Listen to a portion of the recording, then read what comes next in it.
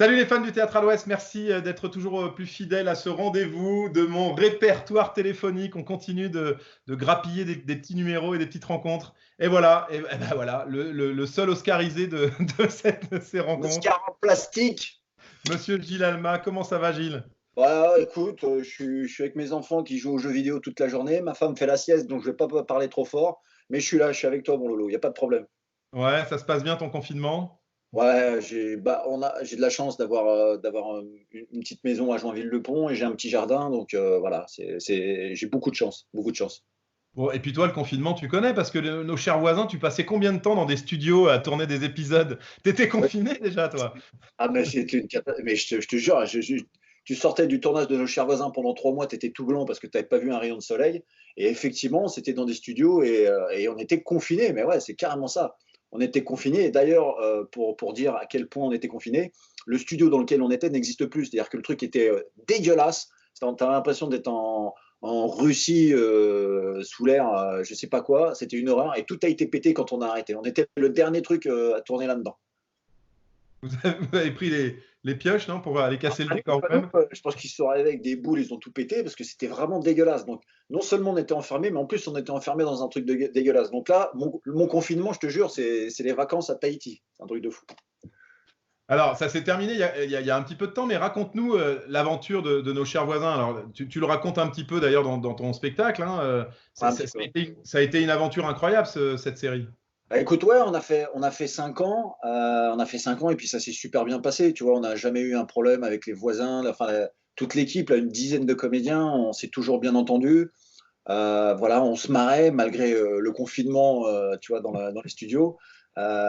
Et c'était un réel plaisir. Et puis, effectivement, amplifié par le nombre de gens qui étaient devant la télé, parce qu'on a entre 5 et 7 millions.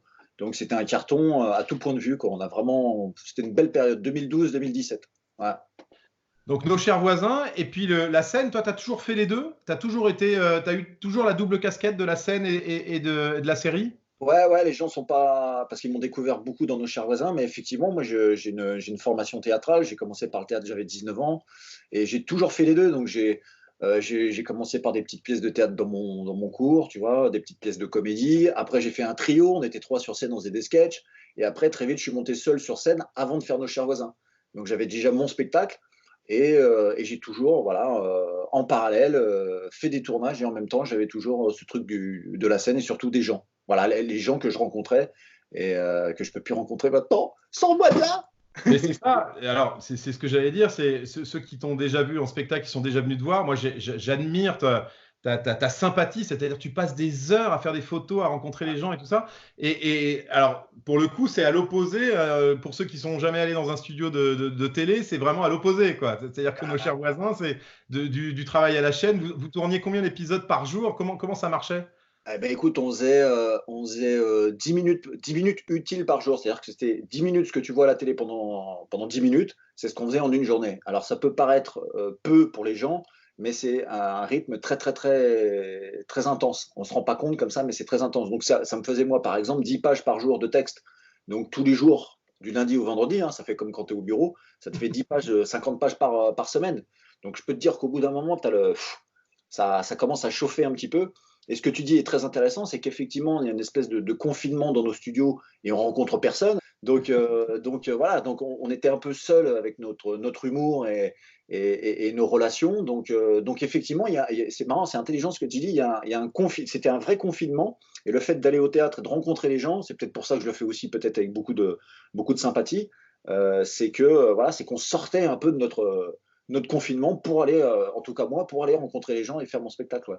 C'est la question qu'on pose souvent à ces comédiens qui ont la double casquette. Tu préfères quoi? Tu préfères la scène ou tu préfères... Parce que là, tu fais maintenant des séries, on en parlera tout à l'heure, mais des Ouais. trucs avec un peu plus de budget et des choses un peu plus conséquentes. Mais c'est pas le même métier, forcément. Mais Rien à voir. Non, non, bah écoute, moi, sans hésiter la scène, sans hésiter.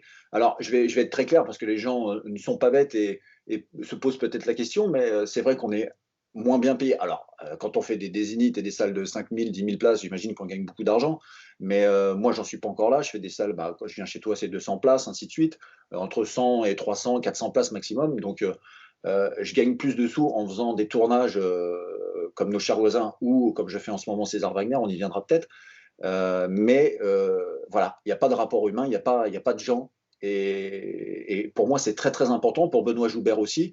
Voilà, on aime les gens, sincèrement, on aime les gens et on aime passer des bons moments avec eux. Et c'est ce qui se passe au spectacle vivant et au théâtre à l'Ouest notamment.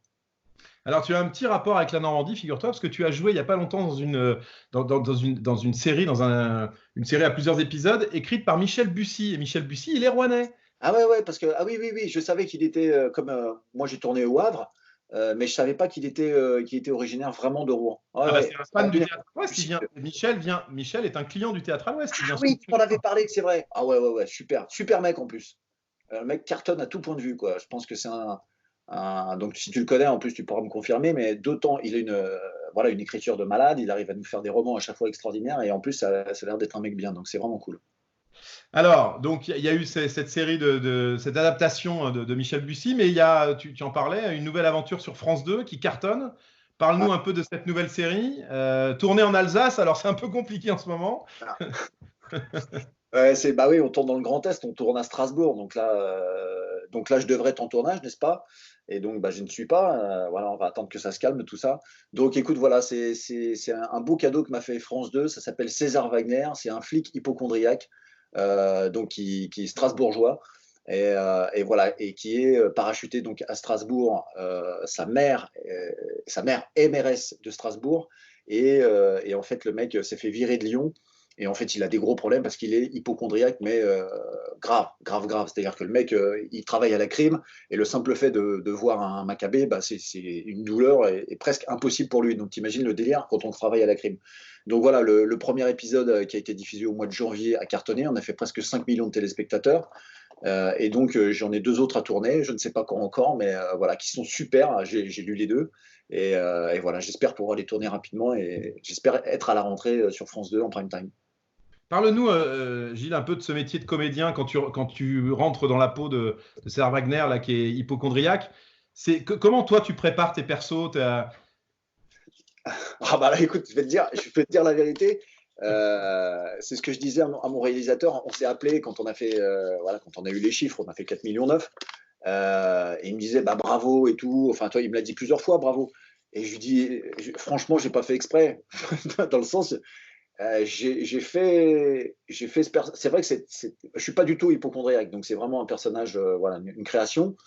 Euh, et, euh, et je l'ai rendu très humain malgré moi. Je sais pas pourquoi. J'ai un truc très très très humain, très sensible. Toi, pour les flics, c'est assez rare. C'est plutôt le flic assez sûr de lui. Ce que je le reflète peut-être aussi un peu physiquement, peut-être le mec un peu sûr de lui.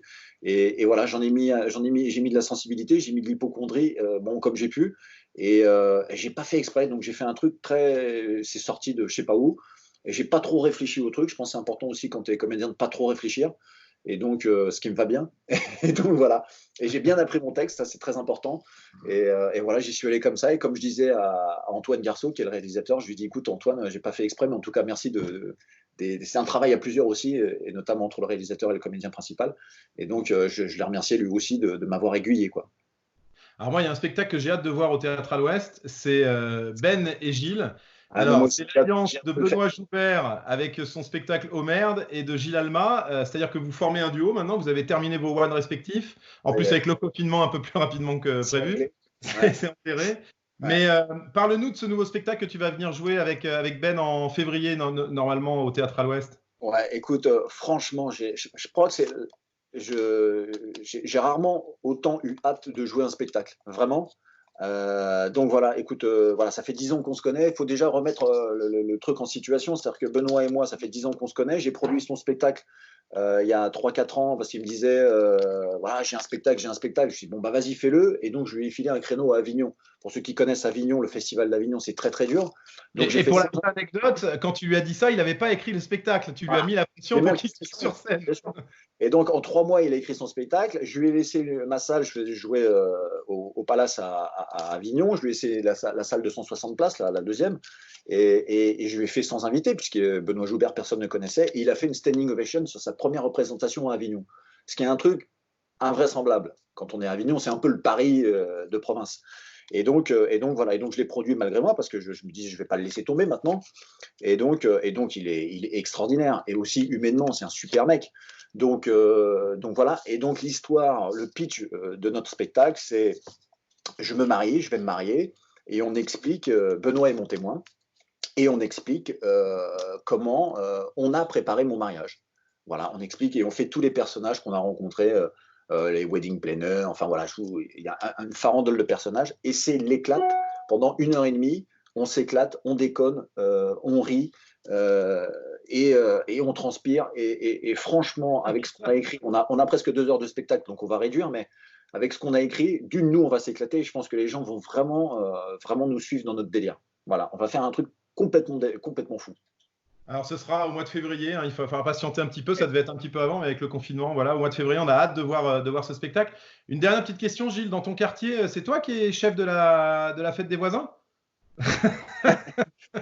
Écoute, à chaque fois, je me retrouve sur une date de tournée, donc j'ai jamais pu faire cette fête des voisins. Je suis un peu dégoûté. Là, la fête des voisins, c'est quand? Je crois que c'est au mois de juin. Au mois de juin, ouais. Ouais. J'espère qu'on sera dehors pour fêter ça. Avec le voisin le plus célèbre de France. Merci beaucoup, Gilles, en tout cas, de ta gentillesse. On te souhaite plein de belles choses et un bon confinement, hein. Maintenant, c'est la phrase qu'on. Tu sais, quand tu raccroches au téléphone, bon, bah, bon confinement, hein. Bon Voilà. courage. Ouais, c'est ça. Bon apéro en visio avec tes potes. Et puis merci beaucoup. À très bientôt. Merci mon Lolo, merci à toi. Ciao.